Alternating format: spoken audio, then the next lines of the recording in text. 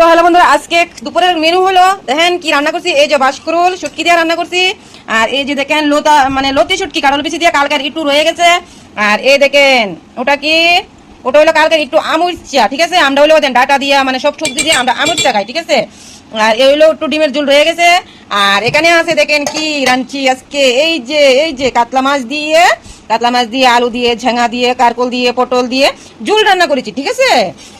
তো আর এখানে দেখেন আমি দুইটা বাঁশকুড়ুল সিদ্ধ দিয়েছি খাবো। আর এখানে দেখেন মাছ সিদ্ধ আছে।